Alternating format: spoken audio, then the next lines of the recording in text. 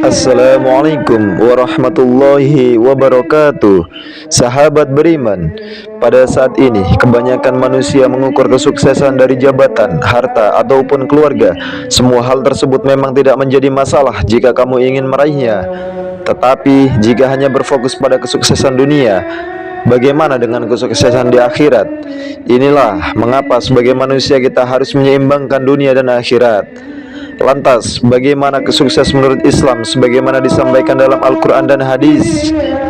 Islam sebagai agama rahmatan lil alamin telah mengatur seluruh kehidupan manusia.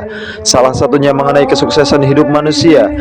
Manusia yang sukses dalam Islam tidak hanya diukur oleh harta dan posisi atau jabatannya di suatu perusahaan, melainkan ada standar lain yang Allah Subhanahu wa taala berikan.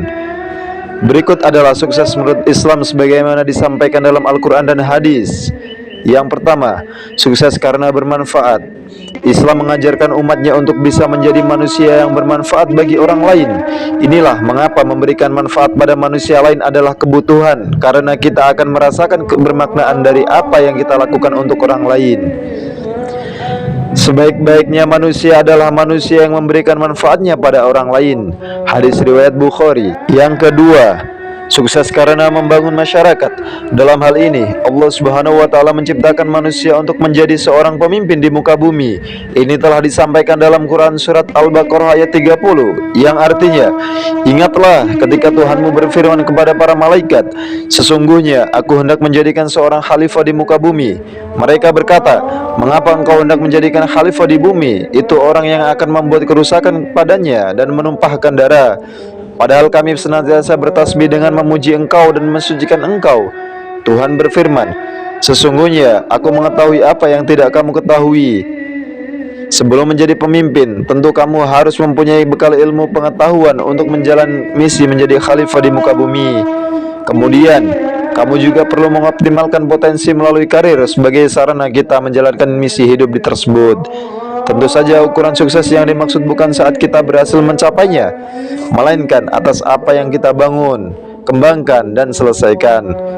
Yang ketiga, sukses di akhirat. Semua yang telah dicapai selama di dunia bukanlah apa-apa karena semua itu hanya sementara. Jelas saja itu bukanlah sukses yang sebenarnya.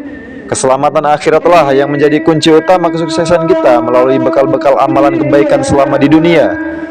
Allah Subhanahu wa taala berfirman dalam Quran surat Al-An'am ayat 32, dan tiadalah kehidupan dunia ini selain dari main-main dan senda gurau belaka, dan sungguh kampung akhirat itu lebih baik bagi orang-orang yang bertakwa. Maka tidakkah kamu memahaminya?